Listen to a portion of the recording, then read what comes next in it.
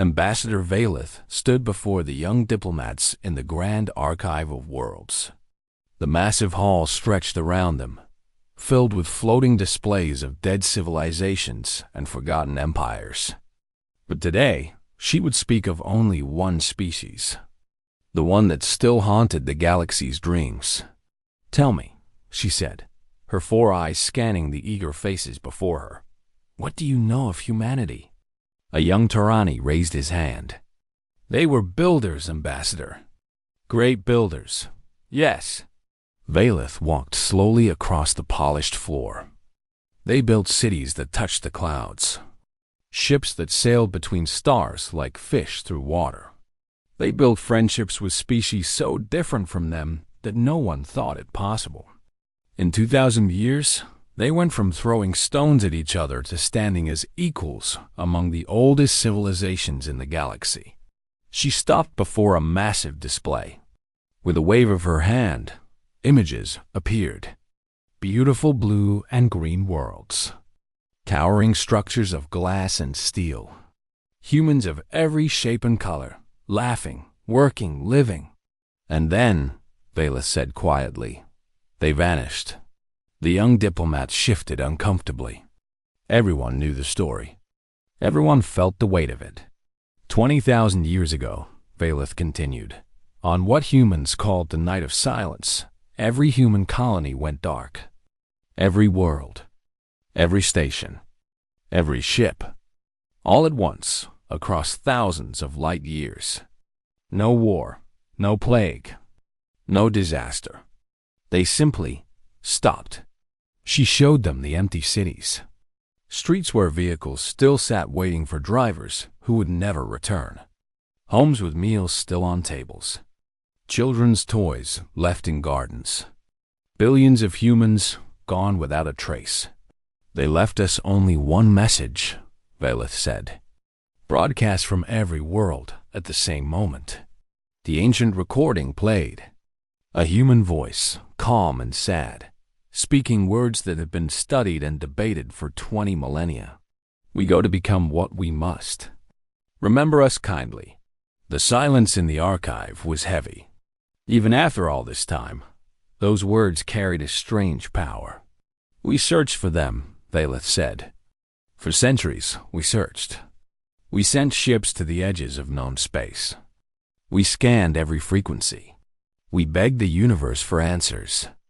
But humanity was gone. Their worlds remained, empty and waiting, like houses whose owners had stepped out and never returned. She showed them more images. The pilgrimages to Earth, humanity's birth world. The scholars who spent their lives studying human technology, never fully understanding it. The temples built by species who had loved humanity, who had been loved by them in return. In time, Valeth said, humanity became legend. Then myth, then a cautionary tale we tell young species. Do not reach too far. Do not climb too high. Do not become so proud that the universe notices you. A young Cathari diplomat spoke up, her voice trembling slightly. My grandmother said that the Cathari and humans were like family. She said they fought together, built together, dreamed together. She said when humanity disappeared, the Cathari wept for 100 years. Valeth nodded slowly. Many species did.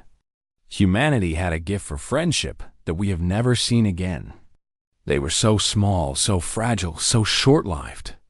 And yet, they burned so bright that even now, 20,000 years later, we cannot forget them. She was about to continue when her communication device chirped. She frowned and checked the message. Her face went pale. Ambassador? The young Tarani asked. Is something wrong? Valeth did not answer. She stared at the message, her 4 eyes wide with something the young diplomats had never seen in her before. Fear. Far away. At the edge of the galaxy, a deep space monitoring station floated in the endless dark. Officer Kren of the Palaxian Republic sat at his console, bored out of his mind. Nothing ever happened at Station 47. Nothing but empty space and distant stars. Then his instrument screamed. Kren jumped so hard he nearly fell from his chair. Alarms blared. Lights flashed. Data flooded his screens faster than he could read it. What in the name of? He stared at the readings.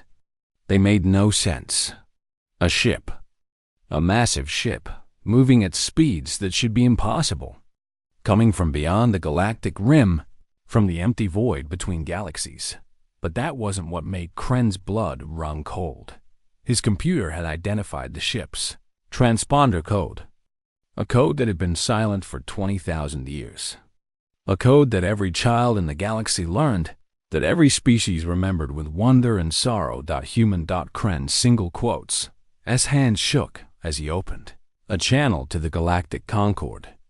This is Station 47. Priority alert. Priority alert. We have detected a human ship. The response came immediately. Station 47, confirm your report. Human identification codes have been inactive for 20 millennia. I know what I'm seeing.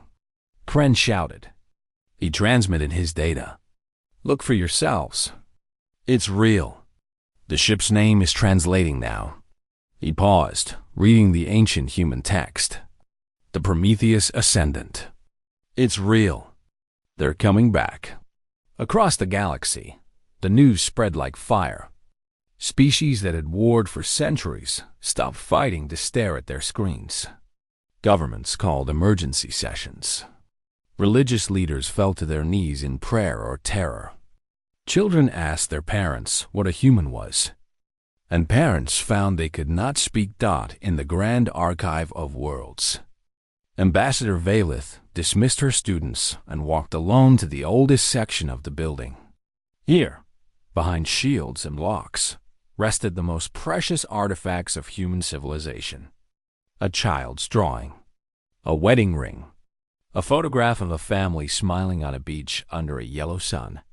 Valith pressed her hand against the glass. 20,000 years, she whispered. Where did you go? What did you become? She looked up at the stars visible through the archive's great windows. Somewhere out there, a phantom ship was crossing the void. A ship that should not exist. A ship carrying answers to questions the galaxy had asked for 20 millennia. Valith was old enough to remember the stories her own grandmother had told.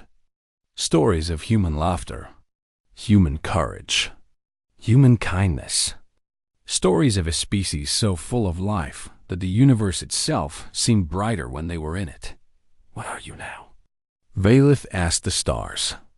What have you become? The stars did not answer, but somewhere in the dark between them, the Prometheus Ascendant sailed on, carrying its ancient secrets toward a galaxy that had never stopped waiting. Never stopped hoping, never stopped remembering. The long silence was ending, and nothing would ever be the same again. Captain Cyril Venn stood on the bridge of the Tyranny warship Unbreakable and stared at the view screen.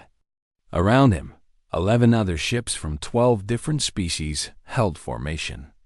The greatest fleet assembled in 3,000 years, brought together for one purpose. To meet the phantom ship. Distance to target? Cyril asked. 10,000 kilometers and closing, Captain, his sensor officer replied. The human vessel is... Sir, it's not slowing down. Cyril gripped the arms of his command chair. They had been chasing the Prometheus Ascendant for 3 days, pushing their engines beyond safe limits. The human ship had not responded to any message. It simply moved forward, heading toward the galactic core with terrible purpose. On screen, Cyril ordered. Maximum magnification.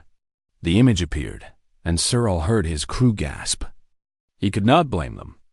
He wanted to gasp himself. The ship was wrong. Not wrong in the way of enemy vessels or dangerous threats. Wrong in a deeper way, a way that made his bones ache and his mind twist. The Prometheus Ascendant had been built of metal and composite 20,000 years ago. He had seen images in the historical archives. This was not that ship. The vessel before them appeared to be alive. Massive structures of what looked like crystalline bone merged with flowing tissue that pulsed with soft light. It was beautiful. It was terrible. It was larger than the 12 ships of the fleet combined. Life signs? Cyril asked, his voice rough. Unknown, sir. Our sensors cannot penetrate the hull. It's like trying to scan a star. The Vrexian commander's voice crackled over the fleet channel. This is an abomination. Whatever this thing is, it is not human. It is a threat. I recommend we destroy it immediately. You will do no such thing, Ambassador Valeth replied from her diplomatic vessel. We did not assemble this fleet to start a war with ghosts. Then, what do you suggest, Ambassador? Before Valeth could answer, Cyril's sensor officer shouted, Contact! Something is separating from the human vessel. A small craft emerged from the Prometheus Ascendant like a seed falling from a flower. It drifted toward the fleet, moving slowly, almost gently. It's a shuttle, Cyril said. A human shuttle. They want to talk. The fleet commanders argued for an hour about who should receive the visitor. In the end, it was decided that all of them would. The shuttle was guided to the Unbreakable's main hangar, and representatives from every species gathered to watch it land. Cyril stood at the front of the crowd. His heart pounded in his chest. His ancestors had fought beside humans in the Great War, against the Void Swarm. His grandmother had told him stories of human bravery, human sacrifice, human friendship. He had grown up loving a species he had never met. The shuttle door opened. She stepped out slowly, as if remembering how to walk. She looked human. 2 arms, 2 legs, 1 head with 2 eyes. She wore simple clothing that might have been fashionable 20,000 years ago.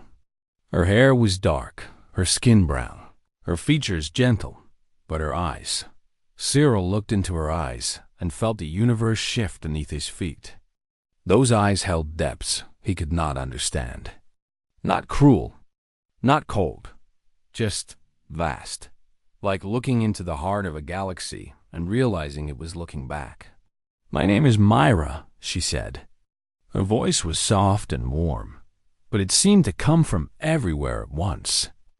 I was born on Earth 123 years before the silence. I have come to speak for humanity. The Vrexian commander pushed forward. What are you? You are not human. Humans were mortal. Humans were weak. You are something else. Myra smiled sadly. I am still human. I am simply more than I was. Explain yourself, Ambassador Valeth said gently. Please, we have waited 20,000 years for answers. Myra nodded. She gestured, and suddenly the hangar was gone. They stood in space, surrounded by stars, though Cyril could still feel the floor beneath his feet. Some kind of projection, he realized. Or perhaps something more. 20,000 years ago, Myra said, humanity discovered something at the edge of the universe. A barrier.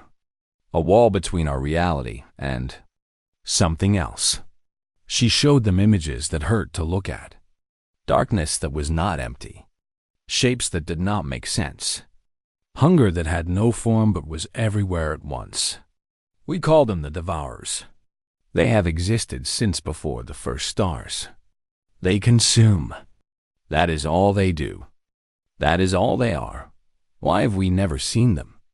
A Cathari scientist demanded. Because they have never broken through. The barrier holds them back. But they have been pushing against it for billions of years. And they were close. So very close.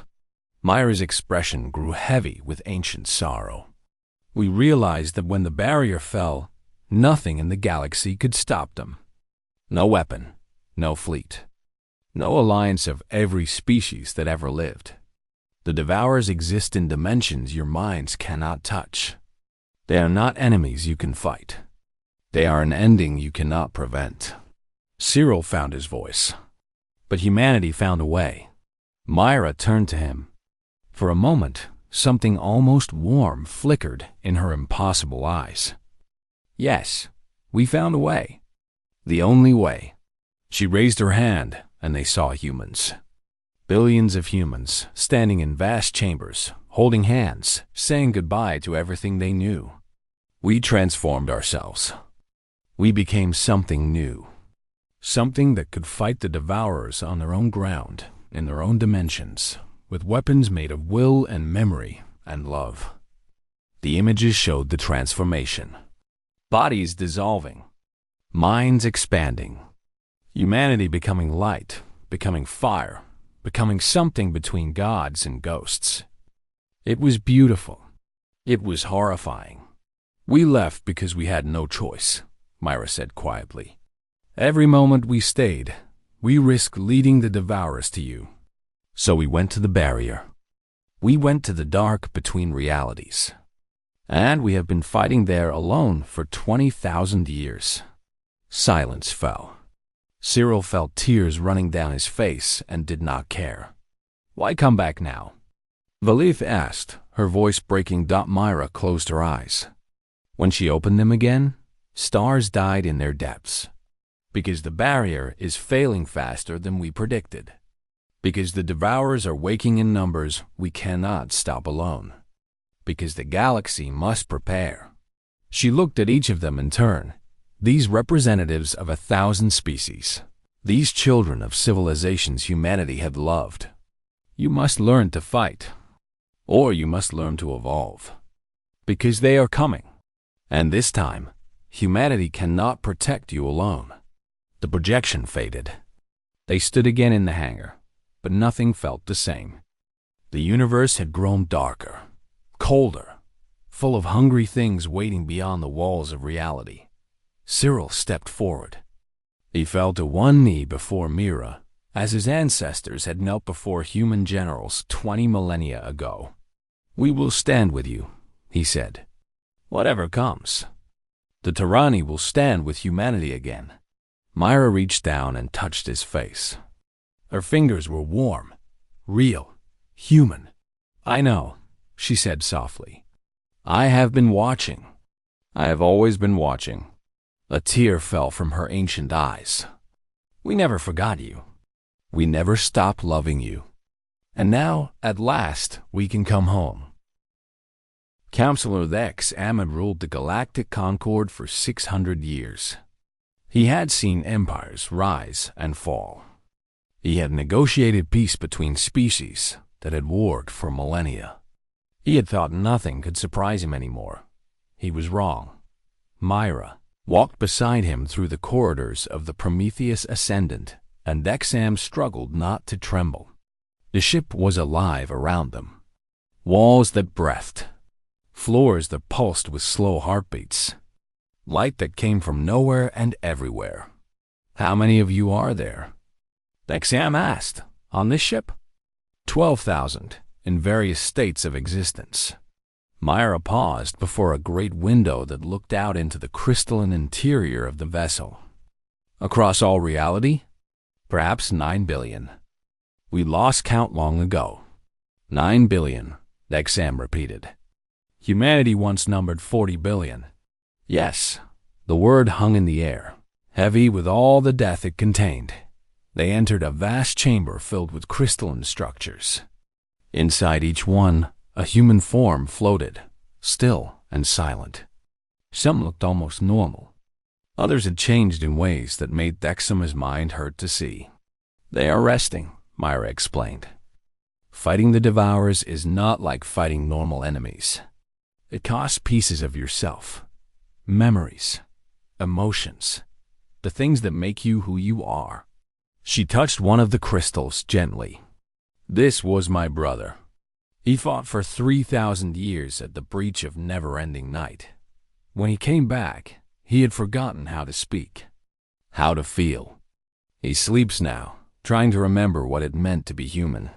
Dexam looked at the sleeping forms. Warriors who had given everything. Soldiers in a war no one knew was being fought. 20,000 years, he said softly. You have been fighting alone for 20,000 years. Not alone, Myra said. We had each other, and we had our memories of you.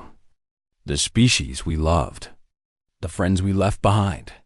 When the darkness tried to take our minds, we remembered your faces, your voices, your laughter.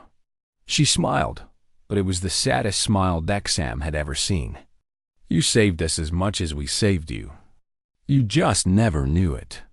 Meanwhile, across the galaxy, chaos spread. On 100 worlds, people celebrated. Humanity had returned. The gods of old had come back to protect them. Religious movements sprang up overnight, worshipping the transformed humans as divine saviors. On 100 other worlds, people panicked. The thing calling itself Miro was not human. It was a monster wearing a human face. The galaxy was being invaded by creatures beyond understanding, and everyone was too foolish to see it. On the Kethori homeworld, the ancient council of memories held an emergency session. They were our family, Elder Kethmira said, tears streaming down her face. For 2,000 years, humans and Kethori were closer than any species in the galaxy. We shared our worlds. We raised our children together. We mourned together when they disappeared. She held up a piece of jewelry, a simple bracelet made of metal and crystal. My ancestor wore this. It was a gift from her human friend, given the day before the silence. I have worn it every day of my life. But they are not the same, another elder argued. They have become something else, something we cannot understand. They became what they had to become to save us. Elder Kethmira shouted, "Would you have them apologize for their sacrifice?" The debate raged on. Similar debates happened everywhere. The galaxy was tearing itself apart over the return of those who had sacrificed everything to protect a dot in the Vrexian hierarchy. The response was different. The Vrexians had built their empire on stolen human technology, scavenged from abandoned worlds. For 20,000 years, they had told themselves that humanity had failed, had died, had been weak. The return of humanity threatened everything they believed. These creatures must be destroyed, Vrexian Overlord Sifex declared. They abandoned the galaxy. They have no right to return. His war fleet assembled. 30 ships carrying weapons based on human designs. They tracked a small human vessel, a simple transport carrying teachers who were traveling to help prepare the galaxy. The attack was swift and brutal. The human transport did not fight back. It could not fight back. The teachers aboard were not warriors. They were scientists, artists, healers. They had volunteered to help the species they had once loved. They died in seconds. Sithix received the news with satisfaction. You see? They are weak. They can be destroyed. Then Myra appeared on his bridge, not a projection, not a message.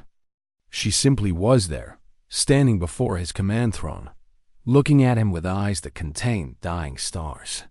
I watched them die, Myra said quietly. 12,000 humans, teachers who wanted only to help. I felt each of their minds go dark. I heard them call out, confused, wondering why they were being killed by the species they had come to save. Sifix raised his weapon. His guards did the same. Myra did not move. You want to know what we have become? You want to see the monsters you have created in your mind?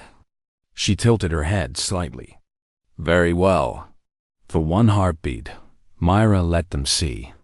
Just a glimpse. Just a fraction of what humanity had become. Sithix's weapon fell from nerveless fingers. His guards collapsed, screaming.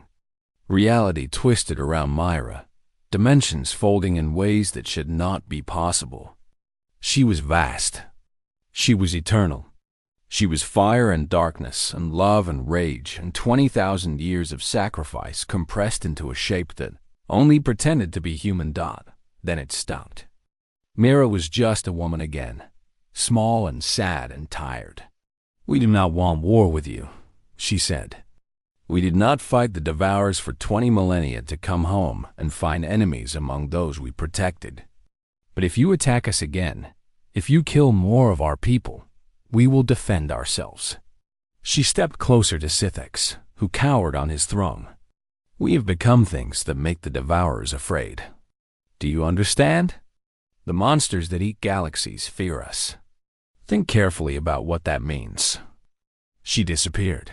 Sithix never ordered another attack on humanity. No one did. Word spread of what the Vrexians had seen, what Mira had shown them. The galaxy finally understood that the returned humans were not pretending to be powerful. They were holding back on the Prometheus Ascendant. Myra walked alone through the corridors. She stopped before a small shrine, hidden in a forgotten corner of the ship. Inside, protected by shields that would survive the death of stars, was a photograph. A family. A mother, a father, 2 children. Standing on a beach under a yellow sun, smiling at the camera. Mira touched the image. Her fingers trembled. "I was the little girl," she whispered to no one. "I was 6 years old. My mother made sandcastles with me. My father carried me on his shoulders so I could see the sunset." She tried to remember their faces, their voices, the feeling of sand between her toes. The memories were fading. After 20,000 years, after becoming something more than human, the simple joys of childhood were slipping away. But she would not let go. None of them would. The memories of what they had been were all that kept them human, all that reminded them why they fought. Myra pressed her hand against the glass and wept. "I'm still here," she promised the smiling faces in the photograph. "I'm still your daughter. I'm still human." Outside, the stars burned cold and distant. The Devourers pressed against the failing barrier, and the galaxy held its breath, waiting for the storm to come. The transformation centers rose on 100 worlds, massive structures of human design, built with help from every willing species. Inside them, volunteers prepared to become something more than what they were born to be. Cyril Venn had been among the first to volunteer. He lay in a chamber of soft light, surrounded by crystalline machines that hummed with power. Mira stood beside him, her hand on his forehead, her eyes closed. "It will hurt," she warned him. "Not your body, your soul. You will gain the ability to see dimensions beyond normal space, to fight enemies that exist outside reality. But you will lose things too. Memories, feelings, parts of yourself that you cannot get back." "I understand," Cyril said. His voice was steady. His hearts were calm. "My ancestors fought beside humans. They said it was the greatest honor of their lives. I will not be less than them." Myra smiled sadly. "You are already more than them. They fought because duty demanded it. You fight because love demands it. That is rare. That is precious." The transformation began. Cyril screamed as his mind expanded beyond its natural limits. He saw colors that had no names. He heard sounds that were not sounds. He felt the universe unfold around him like a flower made of mathematics and light. And in the distance, he felt them. The Devourers, vast and hungry and patient, pressing against the walls of reality like wolves against a crumbling fence. When it was over, Cyril was different. He looked the same. He spoke the same. But his eyes held new depths, and when he moved, reality shifted slightly around him. "Welcome," Myra said, "to the war." Across the galaxy, similar scenes played out. Not everyone could transform. Many species simply lacked the mental flexibility required. Others refused, too afraid of what they might lose. But thousands stepped forward. Cathari Tarani and Palaxians and dozens of others. They became the first generation of new champions. Humanity taught them. In ships that sailed between stars, in chambers carved from asteroids, in floating cities that drifted through nebulae, Human teachers shared what could be shared. How to see the hidden dimensions. How to fight enemies that existed in concepts rather than matter. How to hold on to yourself when the universe tried to tear you apart. It was not enough. They all knew it was not enough. The new champions were children compared to what the devourers were. But children could grow. Children could learn. And sometimes children could do what their parents could not. The first breach opened in the Palaxian Reach. One moment, space was normal. Stars burned. Planets turned. Ships sailed between them. The next moment, reality cracked. A wound appeared in the fabric of existence, black and bleeding and wrong in ways that hurt to see. Something pushed through. The devourer was not large by galactic standards, only the size of a small moon. But it was not truly a thing of matter. It existed in 11 dimensions at once, its physical form just a shadow of its true self. That it was hungry. The Palaxian fleet arrived first. 300 ships, the pride of their republic. They opened fire with everything they had. The weapons did nothing. Missiles passed through the devourer like light through glass. Energy beams bent around it. Nuclear fire could not touch something that barely existed in normal space. The devourer reached out with limbs that were not limbs. Ships began to dissolve. Not explode. Not burn. Just cease to exist. Unwritten from reality like mistakes in a story. 10,000 Palaxians died in the first minute. Then the new champions arrived. Cyril led them. 50 transformed warriors from 12 species, flying ships that were more thought than matter. They dove toward the devourer. Their minds expanded. Their perception shifted to dimensions the creature actually inhabited. Now they could see it truly. A thing of hunger and darkness, ancient beyond measure, patient beyond understanding. It had consumed galaxies. It had ended civilizations that built wonders the current species could not imagine. It was vast and terrible and beautiful in the way that death is beautiful. Cyril attacked. His weapons were not metal or energy. They were will, memory, the desperate love of a soldier for the worlds he protected. He struck the devourer with everything he was, everything he believed, everything he hoped. The devourer recoiled. For the first time in 1,000,000 years, something had hurt it. The other champions joined the attack. Cathari warriors struck with the grief of 20,000 years of mourning. Torani soldiers fought with the honor of ancestors who had stood beside humans. Palaxian scientists attacked with the cold fury of those who had just watched their people die. They were winning. Slowly, painfully, losing warriors with every moment. But they were winning. Then the devourer called for help. 2 more breaches opened. Then 5. Then 20. Devourers poured through, drawn by the screams of their wounded brother. The champions fought with everything they had, but there were too many. Too many enemies. Too much hunger. Cyril felt himself beginning to dissolve. A devourer had grabbed him in dimensions he could barely perceive. His memories were being eaten. His sense of self was fading. He could not remember his mother's face. He could not remember why he was fighting. Then light filled the void. The Prometheus Ascendant appeared, but it was no longer alone. Behind it came a fleet of 10,000 ships. No, not ships. They had been ships once, long ago. Now they were transformed humans who had chosen to become weapons so others could remain people. Myra's voice filled every dimension, every mind, every corner of reality. You wanted to see what humanity became. Watch. The human fleet engaged the devourers. They fought in dimensions that Cyril could barely perceive, in ways his expanded mind could not understand. They were fire and mathematics and love and rage. They were 20,000 years of sacrifice given form. They were everything humanity had been and everything humanity had become. The devourers screamed. Creatures that had never known fear felt it for the first time in billions of years. They tried to flee back through the breaches. The humans did not let them. Cyril watched as beings that had once been teachers, artists, children, mothers, fathers, friends, became something terrible and beautiful. They tore the Devourers apart with weapons made of memory and meaning.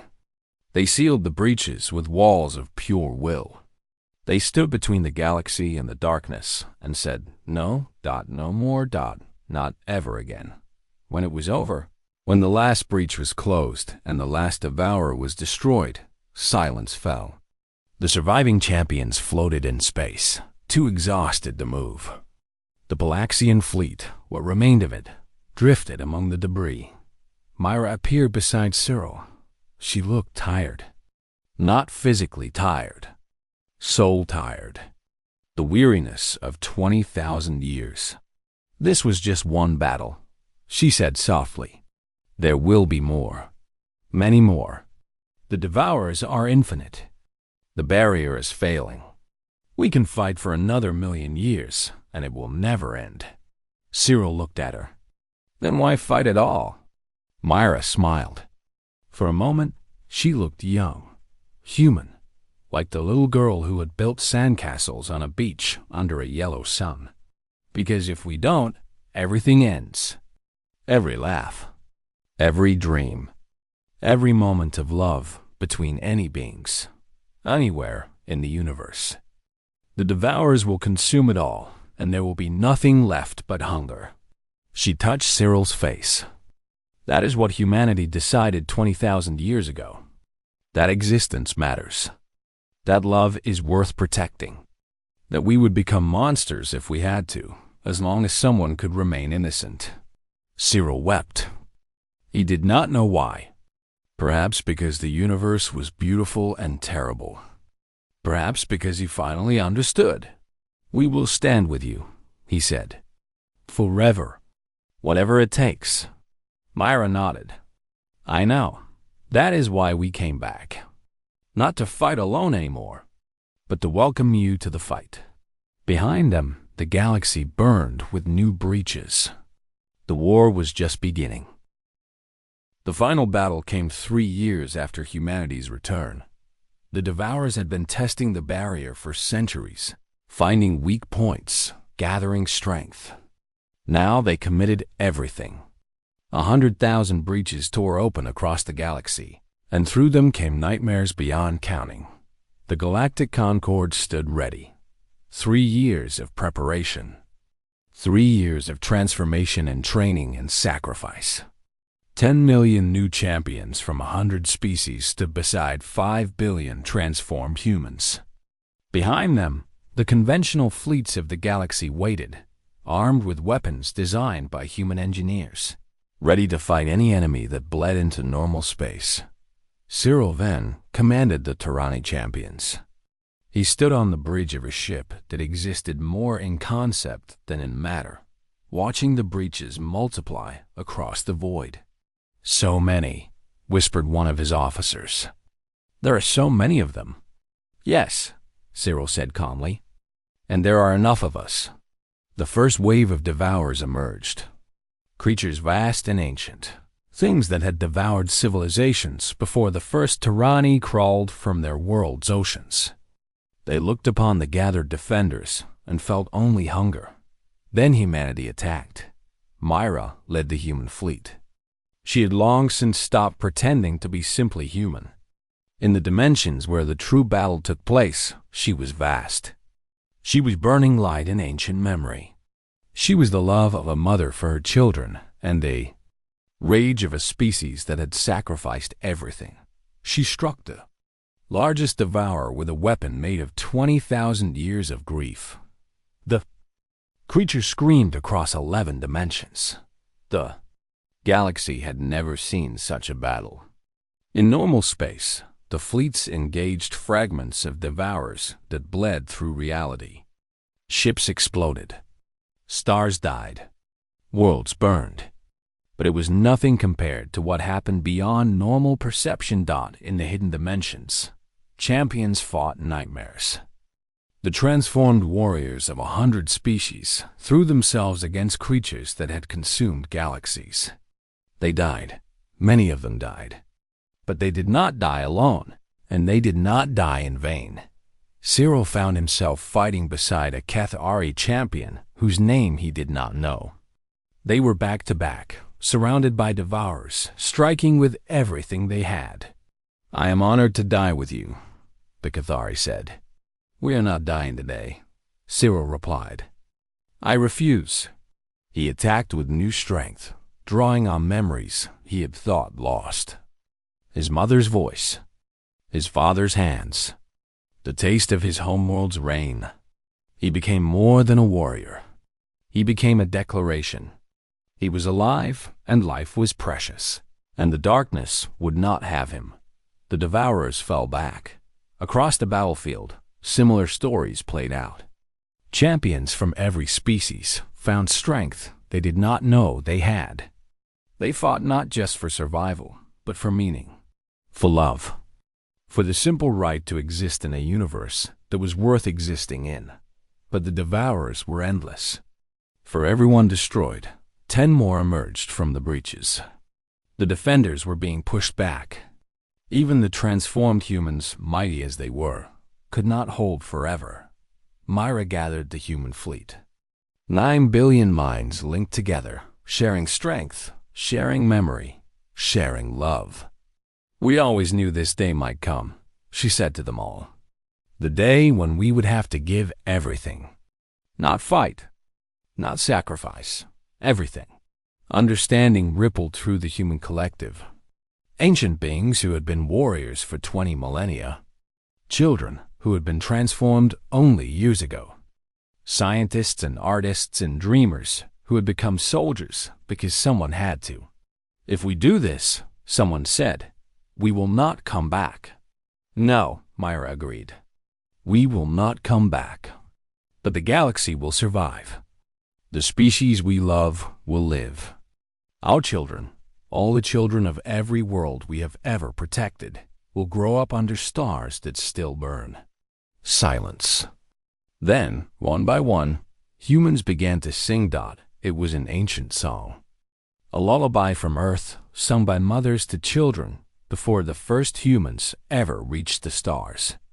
It spread through the fleet until 9 billion voices sang together, their words carrying across dimensions, reaching even the defenders who did not understand them. "Sleep, little one. The stars are bright. Tomorrow brings a brand new light. Those shadows fall and darkness grows. Your dreams will bloom like morning rose." The devourers hesitated. They had never heard such a thing. They had consumed civilizations beyond counting, but none of them had ever faced death singing. Myra raised her hand. "Goodbye," she whispered to the galaxy she loved. "Remember us kindly." The human fleet became light. 9 billion humans released every barrier that kept them contained. They stopped being individuals. They became something vast and terrible and beautiful. A wave of pure existence crashed against the devourers. A declaration written in the souls of those who would rather die than let the darkness win. The year, devourers burned, not just the ones in this galaxy. The wave spread through the breaches, carrying with it the force of 20,000 years of sacrifice. It reached the barrier at the edge of reality and filled every crack, every weakness, every place where darkness had tried to enter. For one eternal moment, the universe was filled with light. Then silence. Cyril floated in the void, barely conscious. Around him, the surviving champions drifted among debris. The breaches were gone. The devourers were gone. The darkness had been driven back, and humanity was gone. He reached out with senses that extended beyond normal space, searching for any trace of the humans who had fought beside him. Nothing. Only echoes. Only memories. Only the fading warmth of 9 billion souls who had given themselves to save everything else. "No," Cyril whispered. "No, please.